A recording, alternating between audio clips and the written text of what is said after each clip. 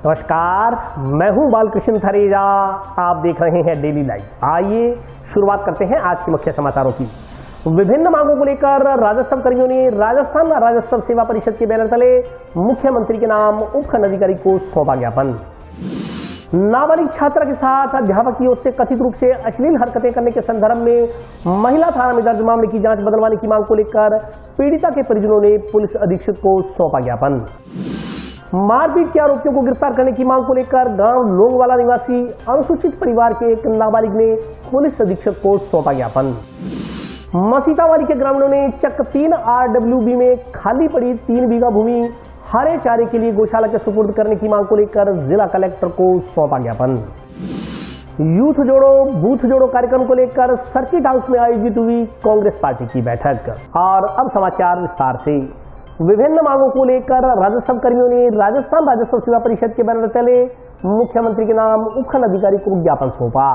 नायब तहसीलदार का पद 100% पदोन्नति पद घोषित करने सहित अन्य मांगों के संदर्भ में राजस्थान राजस्व सेवा परिषद के बैनर तले राजस्थान पटवार संघ, राजस्थान कानून को संघ व राजस्थान तहसीलदार सेवा परिषद के सदस्यों ने मुख्यमंत्री के नाम उपखंड अधिकारी को ज्ञापन सौंपा। परिषद पदाधिकारी ने बताया कि इस साल 23 अप्रैल को CMR में मुख्यमंत्री की ओर से बिंदुओं पर सहमति प्रदान की गई थी। इनमें से सीधी भर्ती के RTS को सीधे तहसीलदार पद पर संस्थित करना, मंत्रालय कर्मचारियों का पदोन्नति कोटा समाप्त करना, वरिष्ठ पटवारी पद का विलोपन करना, पटवारी भू अभिलेख निरीक्षक नायब तहसीलदार व तहसीलदार का कैडर पुनर्गठन कर नवीन पद सृजित करना, नायब तहसीलदार का पद 100% पदोन्नति पद घोषित करना, विलोपित किए गए पटवारी के लिए स्थानांतरण नियम को पुनः बहाल करना आदि मांगों पर सहमति प्रदान की गई थी। लेकिन कार्मिक विभाग की ओर से संदर्भ में अभी तक किसी भी प्रकार की कार्रवाई नहीं की गई है। ज्ञापन में कहा गया है कि सहमति के बावजूद लगभग 4 माह का समय व्यतीत होने के उपरांत भी एक भी मांग के संदर्भ में आदेश जारी नहीं हुआ। इससे राजस्व सेवा परिषद का प्रत्येक सदस्य हतोत्साहित है, जबकि राजस्व सेवा परिषद के प्रत्येक सदस्य ने महंगाई राहत कैंप में दूसरे उत्साह के साथ काम किया है। ज्ञापन में कहा गया है कि यदि सहमति के बिंदु पर आदेश जारी नहीं होते हैं तो मजबूरन राजस्थान सेवा परिषद का सदस्य कार्य बहिष्कार अथवा आम हड़ताल करने के लिए मजबूर होगा। इस मौके पर तहसीलदार हर्षिता बिड्डा, नायब तहसीलदार भावना शर्मा, रणवीर, राजस्थान कानून संघ अध्यक्ष परमानंद, विकास शर्मा, भारत सिंह, राजेंद्र सोनी, सुखदेव सिंह, अमरीश जाखड़, कर्मवीर भादु, विनोद, कैलाश कुमारी, मनीषा, पूजा शर्मा सहित अन्य लोग उपस्थित रहे। आज राजस्व सेवा परिषद के नेतृत्व में हमने श्रीमान उपखंड अधिकारी को ज्ञापन दिया, जिसमें हमारी 6 सूत्रें मांगे थी। उन 6 मांगों में जो ये पटवारी पद है उसमें वरिष्ठ पटवारी जो पद गवर्नमेंट ने स्वीकृत किया हुआ है उसके स्थान पे हमें 9/18/27 लागू किया जावे। और इसमें सबसे महत्वपूर्ण मांग गिरदावरी ऐप की है। जो गिरदावरी गवर्नमेंट ने ये नया ऐप जारी किया है उससे बहुत ही परेशानी होने का सामना है। जिलाध्यक्ष जी और कानूनगो जी उनके नेतृत्व में हमने आज ये SDM साहब को ज्ञापन दिया। अगर सरकार हमारी इन 6 मांगों को जो 6 सूत्री मांग है इनको मानती है तो बहुत ही अच्छा है, अन्यथा जैसा भी हमारे प्रदेश कार्यकारिणी द्वारा आगामी आदेश होगा उसके आधार पे हम आंदोलन करेंगे। गांव माणुका के राजकीय विद्यालय में अध्ययनरत नाबालिग छात्रा के साथ अध्यापक की ओर से कथित रूप से अश्लील हरकतें करने के संदर्भ में महिला पुलिस थाना में दर्ज मामले की जांच बदलवाने की मांग को लेकर पीड़िता के परिजनों ने पुलिस अधीक्षक को ज्ञापन सौंपा। गांव माणुका के राजकीय विद्यालय में अध्ययनरत नाबालिका छात्रा के साथ अध्यापक की ओर से अश्लील हरकतें करने के संदर्भ में महिला पुलिस थाना में दर्ज मुकदमे के जांच अधिकारी को बदलने की मांग परिवादी पक्ष ने की है। सोमवार को पीड़िता के परिजन व ग्रामीणों ने इस संदर्भ में जिला पुलिस अधीक्षक को प्रार्थना पत्र सौंपा। पीड़िता के परिजनों ने बताया कि SC/ST व पोक्सो एक्ट सहित विभिन्न धाराओं के तहत दर्ज मामले की जाँच SC/ST सेल CO कर रहे हैं। जांच अधिकारी की ओर से प्रकरण में सही व निष्पक्ष अनुसंधान नहीं किया जा रहा। उन्होंने आरोप लगाया कि जांच अधिकारी आरोपी अध्यापक के प्रभाव में है। आरोपी अध्यापक पक्ष की ओर से परिवादी पक्ष पर अनुचित दबाव बनाया जा रहा है, राजीनामा करने के लिए प्रलोभन दिया जा रहा है। ज्ञापन के अनुसार 18 अगस्त को आरोपी को जांच अधिकारी ने अपने कार्यालय में बुलाया। इसके बाद कोर्ट में पेश कर हवालात जुडिशियल करवा दिया गया। जांच अधिकारी की ओर से आरोपी का किसी प्रकार से रिमांड नहीं मांगा गया और न ही आरोपी का मोबाइल फोन जब्त किया गया। इसलिए उसे जांच अधिकारी की ओर से किए जा रहे अनुसंधान से न्याय मिलने की उम्मीद नहीं है। इसलिए वह इस प्रकरण की जांच तुरंत प्रभाव से किसी निष्पक्ष जांच अधिकारी से करवाना चाहता है। पीड़िता के परिजनों ने इन परिस्थितियों को ध्यान में रखते हुए प्रकरण की जांच किसी निष्पक्ष अधिकारी से करवा न्याय दिलवाने तथा आरोपी अध्यापक का मोबाइल फोन जब्त करवाने की मांग की है। इस मौके पर सुखदेव सिंह, जगतार सिंह, कालू राम सहित अन्य ग्रामीण मौजूद रहे। माणुका के राजकीय उच्च माध्यमिक विद्यालय का शारीरिक शिक्षक है, जो बच्चियों के साथ गलत हरकतें करता था, बच्चियों को अश्लील फोटो और वीडियो दिखाता था। 2 तारीख को यह प्रकरण पूरे गांव के संज्ञान में आया। उसके बाद 3 तारीख को महिला थाना में उसके खिलाफ मुकदमा दर्ज करवाया गया। अभी 1-2 दिन पहले जांच अधिकारी द्वारा उसको अपने ऑफिस में बुला के बिठाई रखा, VIP उसको पूरी सुविधा दी गई और महज 1 घंटे में औपचारिकता पूरी करते हुए कोर्ट में पेश करके जेसी करवा दिया गया। जिस मोबाइल में उसके पास बच्चियों की फ़ोटो है, जो अश्लील फ़ोटो और वीडियो जिस मोबाइल से दिखाता था, उस मोबाइल को बरामद नहीं किया गया, हाथों हाथ उसको जेसी करवाया गया है। तो जो तत्कालीन जांच अधिकारी है उससे परिवादी पक्ष को किसी प्रकार का न्याय मिलने की उम्मीद नहीं है। तो आज SP साहब से मिलने आए हैं।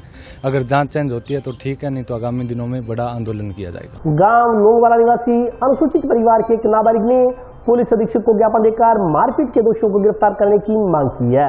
पीलीबंगा तहसील के गांव लोंगवाला निवासी अनुसूचित जाति के एक नाबालिग युवक ने पुलिस अधीक्षक को ज्ञापन देकर उसके साथ मारपीट करने वाले लोग तथा उसे कथित रूप से अवैध हिरासत में रखने वाले पुलिस कर्मियों के खिलाफ कार्रवाई की मांग की है। दिए गए ज्ञापन में कहा गया है कि प्रार्थी निक्का सिंह नाबालिग है तथा डॉक्टर भीमराव अम्बेडकर राजकीय छात्रावास पीलीबंगा में रहकर अपनी पढ़ाई कर रहा है। प्रार्थी निक्का Singh new bus stand Pilibanga पर अपने भाई करनी सिंह से 5,000 रूपए लेकर वापिस अपने हॉस्टल जा रहा था तो कुछ लोगों ने मौके पर पहुंचकर उसके साथ मारपीट की। किसी तरह वह अपनी जान बचाकर भागा। तब आरोपियों ने उसका पीछा किया और उससे दोबारा मारपीट करने का प्रयास किया। इस पर वह पीलीबंगा थाने गया। वह पुलिस कर्मियों को प्रार्थना पत्र दिया, पर इस पर उसकी कोई सुनवाई नहीं हुई। ज्ञापन में आरोप लगाया गया कि उल्टा पुलिस कर्मियों ने नाबालिग युवक को धमकाया और अवैध रूप से हिरासत में रखा। दिए गए ज्ञापन में अवैध हिरासत में रखने वाले पुलिस कर्मियों के खिलाफ कार्रवाई करने और आरोपियों के खिलाफ मुकदमा दर्ज कर उन्हें दंडित करने की मांग की गई है।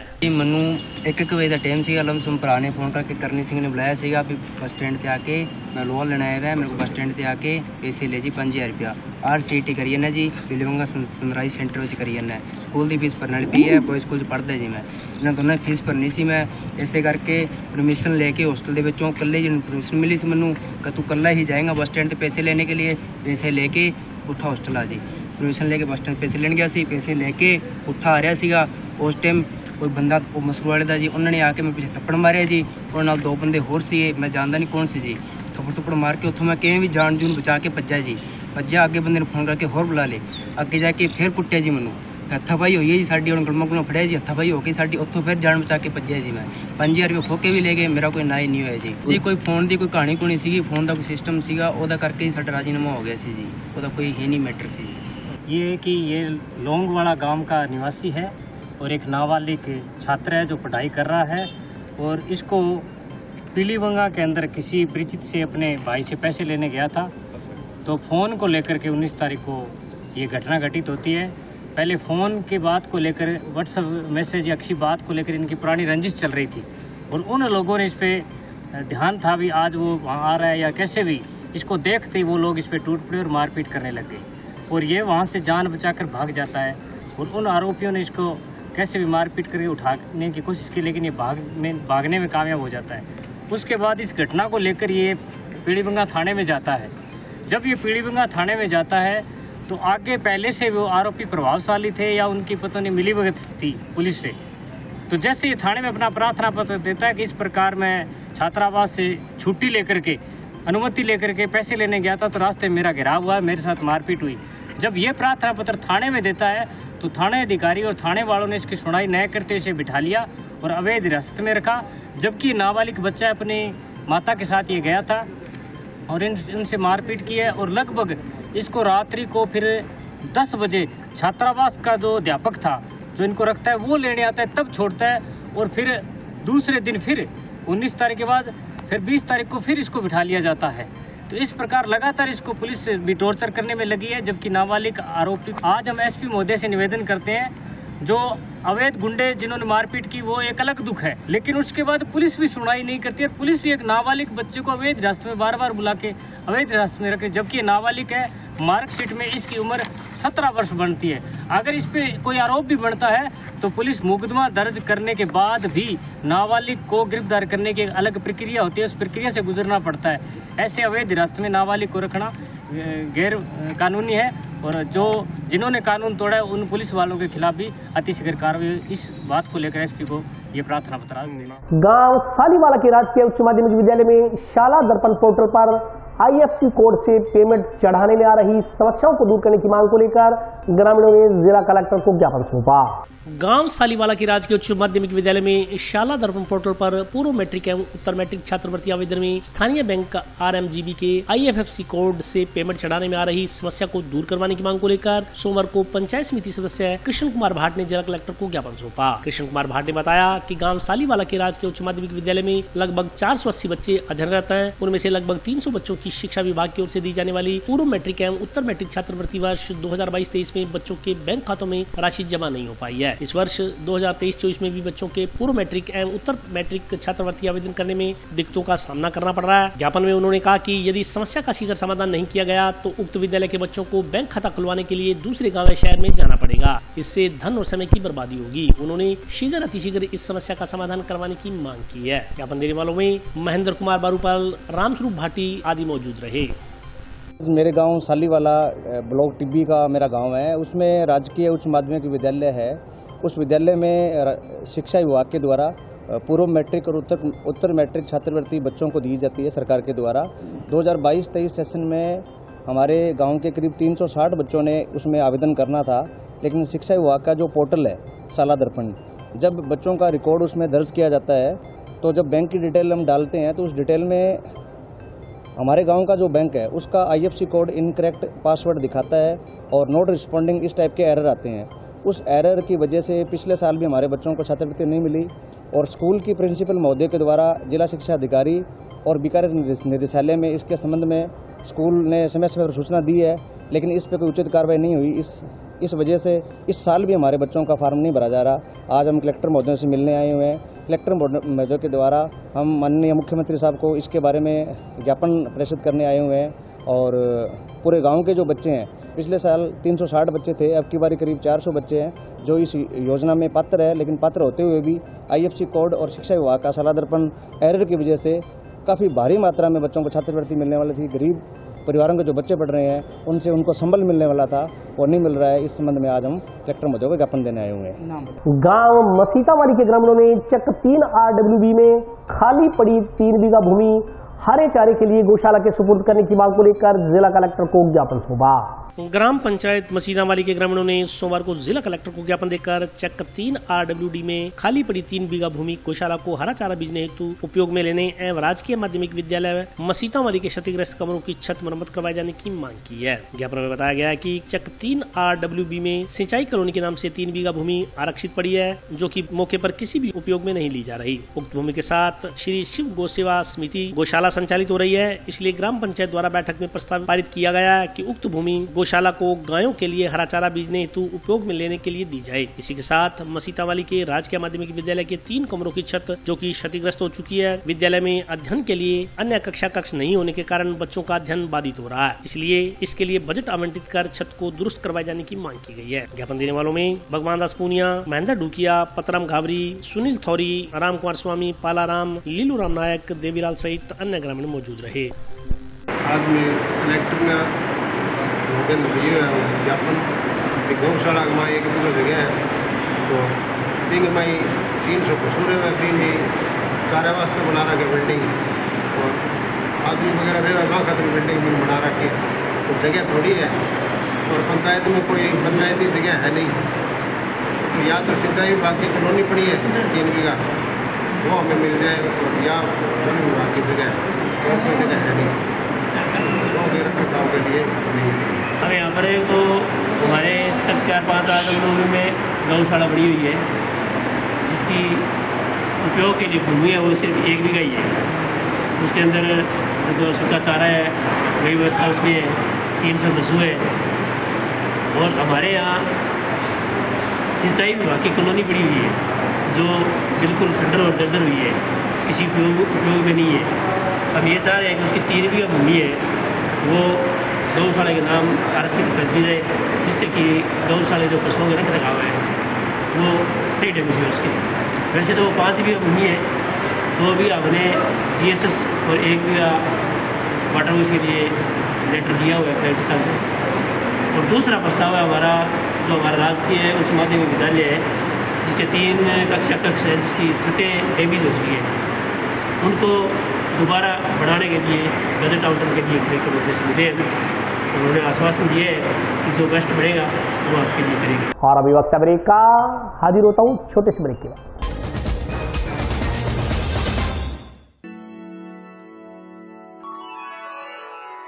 यूं तो कई बार मुझे हंसते देखा है, पर ये हंसी कुछ और है। ये गहना मुझ पर जचता है, पर ये महज एक गहना नहीं। ये रूपरेखा है मेरे मन की, हंसती खिलखिलाती लहरों की, जो आतुर थी अब तक मुझ पर सजने को।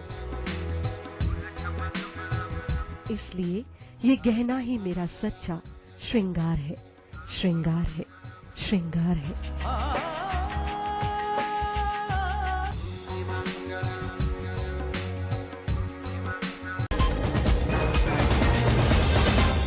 ब्रेक के बाद स्वागत है। आइए नजर डालते हैं अगले समाचारों पर। भद्रकाली क्षेत्र विकास सेवा समिति की बैठक सोमवार को आयोजित हुई। बैठक में 23 अगस्त को हवन यज्ञ व भंडारा लगाने का निर्णय लिया गया। मां भद्रकाली क्षेत्र विकास सेवा समिति द्वारा सोमवार को भद्रकाली क्षेत्र में एक बैठक का आयोजन किया गया। बैठक में प्रत्येक वर्ष की भांति इस वर्ष भी क्षेत्र की खुशहाली के लिए हवन यज्ञ और लंगर लगाने का निर्णय लिया गया। इस संदर्भ में जानकारी देते हुए सदस्यों ने बताया कि भद्रकाली विकास क्षेत्र समिति द्वारा पिछले 19 वर्षों से इलाके की सुख समृद्धि के लिए हवन यज्ञ और लंगर का आयोजन किया जाता है। इसी क्रम में 23 अगस्त बुधवार को यह आयोजन किया जाएगा। बैठक में भगवान सिंह खुड़ी, अजीत सिंह राठौड़, सतवीर सिंह, पिंकू सिंह, प्रगतिशील किसान श्री काठपाल जी के अलावा अन्य काश्तकार मौजूद रहे। मां भद्रकाली क्षेत्र में भद्रकाली क्षेत्र विकास सेवा समिति द्वारा पिछले 19 सालों से लगातार क्षेत्र की खुशहाली और सुख शांति के लिए हवन और भंडारा करते हैं। उसी के निमित्त आज मीटिंग रखी गई, तो उसके अंदर सभी भद्रकाली क्षेत्र विकास सेवा समिति के पदाधिकारी उसी कार्यक्रम में लगे हुए। 23 तारीख बुधवार सुबह 8 बजे हवन यज्ञ होगा और 10 बजे के बाद के अंदर मां भद्रकाली जी के और प्रेमनगर गुरुद्वारा साहब में प्रसाद और उसकी अरदास कराकर और प्रसाद वितरण शुरू कर दिया जाएगा। जंक्शन स्थित काशी विश्वनाथ मंदिर में नीलकंठ मिष्ठान प्रतिष्ठान का शुभारंभ किया गया। जंक्शन स्थित देवभूमि काशी विश्वनाथ महादेव मंदिर में सोमवार को महादेव नीलकंठ मिष्ठान भंडार का शुभारंभ किया गया। इस मौके पर मुख्य अतिथि अश्विनी नारंग व नगर परिषद की पूर्व उप सभापति नगीना बाई ने फीता काटकर शुभारंभ किया। प्रतिष्ठान के संचालकों ने बताया कि मिष्ठान भंडार में पूर्ण सात्विक शुद्ध देसी घी के मिष्ठान उपलब्ध रहेंगे। समिति अध्यक्ष अश्विनी नारंग ने बताया कि मिष्ठान संचालक लंबे समय से मंदिर में निस्वार्थ भाव से अपनी सेवाएं दे रहे हैं, उसी अनुरूप मिष्ठान भंडार का भी संचालन करेंगे। अब भगवान के प्रसाद के रूप में बनने वाले मिष्ठान की सुविधा संस्था प्रांगण में ही उपलब्ध रहेगी। इस मौके पर सुनील मिड्डा, महेश लिखेश्वर, विजय भूतना, दीपक नारंग, अनिल शर्मा, मनोज गोयल सहित अन्य लोग उपस्थित रहे। आज काशी विश्वनाथ महादेव मंदिर में प्रांगण में महादेव नीलकंठ मिष्ठान भंडार का उद्घाटन किया। यहाँ आने वाले श्रद्धालुओं के लिए मिठाई की व्यवस्था, प्रसाद की व्यवस्था और चाय पानी की व्यवस्था, सभी तरह व्यवस्था की गई है, जो बिल्कुल सात्विक तरीके से हमारे गणेश जी सोलंकी पेंटर साहब जो 25 साल से यहाँ सेवा दे रहे थे, उन्होंने ये कार्य किया है। हम उनको साधुवाद देते हैं और शहरवासियों से सहयोग करूँगा कि सभी लोग सहयोग करें। टाउन के व्यापार मंडल महाविद्यालय में आयोजित कार्यक्रम में छात्राओं को आईटी की महत्ता बारे जानकारी दी गई। टाउन के व्यापार मंडल महाविद्यालय में सोमवार को RKCL की ओर से आयोजित कार्यक्रम में छात्राओं को RSCIET कोर्स व IT की महत्ता के बारे में जानकारी दी गई। राज्य सरकार की ओर से महिलाओं के लिए चलाए जा रहे निःशुल्क कोर्सेज की जानकारी दी गई। RKCL के खुशदीप सिंह ने कहा कि राज्य सरकार की तकरीबन सभी भर्तियों में RSCIET आवश्यक योग्यता है, इसलिए प्रत्येक विद्यार्थी को चाहिए कि वे कंप्यूटर के ज्ञान के साथ साथ RSCIET का ज्ञान भी प्राप्त कर लें, ताकि भविष्य में होने वाली प्रतियोगी परीक्षाओं में उन्हें किसी प्रकार की दिक्कतों का सामना न करना पड़े। और RSCIET का सर्टिफिकेट है वो ऑल ओवर इंडिया वैलिड है और इंडिया से ऑल ओवर वर्ल्ड वैलिड है, क्योंकि एकमात्र कंप्यूटर का बेसिक सर्टिफिकेट का कोर्स है जिसको वर्तमान महावीर ओपन यूनिवर्सिटी जिसको सर्टिफाइड करती है। सभी गर्ल्स को यहाँ मोटिवेट किया गया किस तरह से हाउस होल्ड लाइफ से लेके बिजनेस लाइफ तक कंप्यूटर की नीड है, and many more courses from WCD like accounting, spoken English, RSCIET। इस तरह से बच्चियों ने काफ़ी उत्साह दिखाया और सभी 26 सितंबर से पहला अपना रजिस्ट्रेशन करवाने को इच्छुक हैं। आज व्यापार मंडल कॉलेज के अंदर जो कॉलेज के छात्राएं हैं उनको आज RSCIT कोर्स और इसकी IT का जो इम्पोर्टेंस है उसके बारे में जानकारी दी गई। बच्चों को निःशुल्क जो महिलाओं के लिए राज्य सरकार द्वारा जो कोर्सेज चलवाए जा रहे हैं उनके बारे में जानकारी दी गई। राज्य सरकार की लगभग जो सभी सरकारी जो वैकेंसी होती हैं उनके अंदर RSCIT एक आवश्यक योग्यता है। ABVP की ओर से सोमवार को baby happy model PG college में संगोष्ठी का आयोजन किया गया। विश्व उद्यमिता दिवस के उपलक्ष्य में मनाए जा रहे उद्यमिता पखवाड़े के तहत अखिल भारतीय विद्यार्थी परिषद की ओर से सोमवार को baby happy model PG college में संगोष्ठी का आयोजन किया गया। संगोष्ठी के मुख्य वक्ता ABVP जंक्शन इकाई के नगर अध्यक्ष शरवण यादव थे। मुख्य अतिथि के रूप में राष्ट्रीय स्वयंसेवक के जिला कार्यवाहक मनोज शर्मा ने शिरकत की। मुख्य अतिथि मनोज शर्मा ने स्वावलंबी भारत अभियान के विषय के बारे में छात्र छात्राओं को जानकारी देते हुए बताया कि इस राष्ट्र के निर्माण में उद्यमियों की काफी आवश्यकता है। शर्मा यादव ने विभिन्न उदाहरण देते हुए छात्र छात्राओं को स्वावलंबन के प्रति प्रोत्साहित किया। ABVP पदाधिकारी शशांक वालिया ने बताया कि देश को स्वावलंबी आत्मनिर्भर भारत बनाने के लिए सर्वत्र प्रयत्न हो रहे हैं। ग्रामीण अर्थव्यवस्था को सुदृढ़ बनाने की आवश्यकता है। कुटीर उद्योगों की गुणवत्ता को बल देने की जरूरत है। स्वदेशी के प्रति जनमानस में स्वाभिमान का भाव जगाया। भारत की जलवायु, भारत की भूमि, भारत की मान्यताएं, भारत की परंपराएं, भारत का सामर्थ्य है। इतना है कि यदि हम सब संकल्प ले लें तो भारत को आत्मनिर्भर बनाने से कोई नहीं रोक सकता। उन्होंने कहा कि देश के स्वाभिमान और देश के स्वावलंबन का विचार करते हुए अपने देश को आत्मनिर्भर बनाने के लिए एक व्यक्ति तथा एक समूह के नाते जो हमारी जिम्मेदारी बनती है उसका हम पालन करेंगे। उन्होंने कहा कि अखिल भारतीय विद्यार्थी परिषद कॉलेज कैंपस में छात्र हितों के लिए 365 दिन काम करता है। ABVP की ओर से स्वावलंबी भारत अभियान के तहत विश्व उद्यमिता दिवस के उपलक्ष्य में आज से इस पखवाड़े की शुरुआत हुई है जो 5 सितंबर तक चलेगा। इस दौरान प्रत्येक कॉलेज कैंपस में जाकर छात्र छात्राओं को स्वावलंबी बनने संबंधी जानकारी दी जाएगी। इस मौके पर अभिषेक शर्मा, विजेंद्र राठौड़, लवली सिंह सहित अन्य लोग उपस्थित रहे। अगर अपने स्किल डेवलपमेंट करेंगे तो मेरा मानना है कि हम लोगों को पूरा करना होगा। रामायण में कथा आती है माँ सीता की खोज के लिए कि सब समुद्र किनारे लंका तक को पहुंच जाते हैं, लेकिन अब लंका पार कौन करे, समुद्र को पार कौन करे, लंका पहुंचे कैसे? तब जामवंत जी याद करते हैं सूरज को अपने मुख में ले गए थे। शक्ति याद कराने के बाद हनुमान जी लंका पहुंचते हैं, समुद्र को लांघते हैं। आज अखिल भारतीय विद्यार्थी परिषद की हनुमानगढ़ जंक्शन इकाई द्वारा baby happy modern PG college में विश्व उद्यमिता दिवस के उपलक्ष्य में जंक्शन इकाई द्वारा एक संगोष्ठी का कार्यक्रम किया गया। स्वावलंबी भारत अभियान के अंतर्गत विद्यार्थी परिषद एक उद्यमिता पखवाड़ा के नाम से 21 अगस्त से 5 सितंबर तक कार्यक्रम का आयोजन करने जा रही है, जिसमें प्रत्येक कॉलेज कैंपस के अंदर जाके विद्यार्थी परिषद विद्यार्थियों को स्वावलंबन कैसे होए इसके ऊपर समझाएगी। आज विद्यार्थी परिषद जो 365 दिन कॉलेज कैंपस में छात्र हितों के लिए काम करती है, वही विद्यार्थी परिषद आज स्वावलंबी भारत अभियान के अंतर्गत किस तरह से आत्मनिर्भर बने, ऐसी एक कड़ी को लेकर कॉलेज कैंपस में अपनी नई मुहिम चालू करी है। यूथ जोड़ो बूथ जोड़ो कार्यक्रम को लेकर सोमवार को कांग्रेस पार्टी की एक बैठक जंक्शन स्थित सर्किट हाउस में आयोजित की गई। विधानसभा चुनाव के मद्देनजर युवा कांग्रेस की जिला कार्यकारिणी की बैठक सोमवार को जंक्शन स्थित सर्किट हाउस में आयोजित हुई। बैठक में पदाधिकारियों एवं कार्यकर्ताओं को यूथ जोड़ो बूथ जोड़ो अभियान के तहत विधानसभा क्षेत्र में जिला स्तर पर मीटिंग लेकर बूथ पर मजबूत टीम तैयार कर चुनाव में फिर से राजस्थान में कांग्रेस की सरकार बनाने का संकल्प दिलाया गया। बैठक को संबोधित करते हुए वक्ताओं ने कहा कि केंद्र सरकार की नीतियों से नौजवानों के साथ साथ आम आदमी तंग आ चुका है। अग्निपथ योजना लागू कर नौजवानों के भविष्य के साथ खिलवाड़ किया जा रहा है। इससे नौजवानों को सड़क पर उतरकर केंद्र सरकार के खिलाफ प्रदर्शन करने को मजबूर होना पड़ा। उन्होंने कहा कि केंद्र सरकार के नौजवान विरोधी फैसलों को लेकर यूथ कांग्रेस घर कर जाएगी। आने वाले विधानसभा चुनाव में कांग्रेस पुनः सत्ता का परचम लहराएगी। उन्होंने बताया कि यूथ जोड़ो बूथ जोड़ो कार्यक्रम सभी बूथों पर चलाया जाएगा। प्रत्येक बूथ से 5-5 युवाओं को संगठन से जोड़ा जाएगा। इसके जरिए केंद्र सरकार की जन विरोधी नीतियों को यूथ कांग्रेस जनता के बीच लेकर जाएगी। इस मौके पर कांग्रेस कार्यकर्ता मौजूद रहे। संसद घेराव हुआ, उस समय भी यहाँ से जितनी बड़ी संख्या में लोग गए, उसका जो लेखा जोखा जो सब कुछ है वो हमारे राष्ट्रीय नेतृत्व ने देखा है।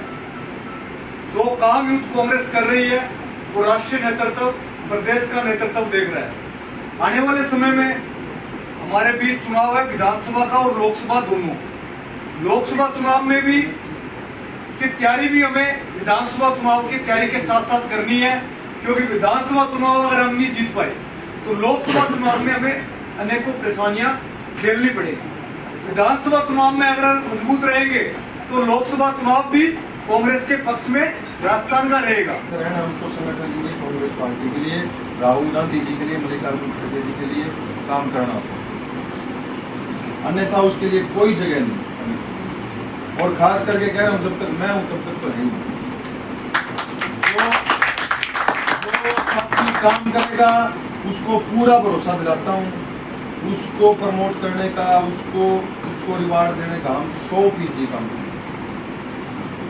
मैं आपकी तरह संघर्ष करके विधानसभा स्तर से राष्ट्रीय सचिव तक पहुंचा, विधानसभा से हल्का विधानसभा और आज राष्ट्रीय स्तर तक पहुंचा, आपका राजस्थान का हनुमानगढ़ के जो राजस्थान के सह प्रभारी वो हनुमानगढ़ पधारे और उन्होंने हनुमानगढ़ में आकर जो कांग्रेस का यूथ जोड़ो बूथ जोड़ो अभियान है उसके बारे में हमें बताया और उसमें महिलाओं को ज़्यादा से ज़्यादा जोड़ने के लिए उन्होंने जानकारी दी। और उन्होंने ये भी बताया कि आने वाले चुनावों में जो कांग्रेस के प्रत्याशी हैं उनको मजबूती देने के लिए ज़्यादा से ज़्यादा महिलाओं को इसमें जोड़ा जाए और उन्होंने जो भी जिम्मेदारी मुझे दी मैं उनको पूरी तरह से निर्वहन करूंगी। और आज के लिए बस इतना ही, कल फिर हाजिर होता हूँ नए समाचारों के साथ, तब तक के लिए नमस्कार।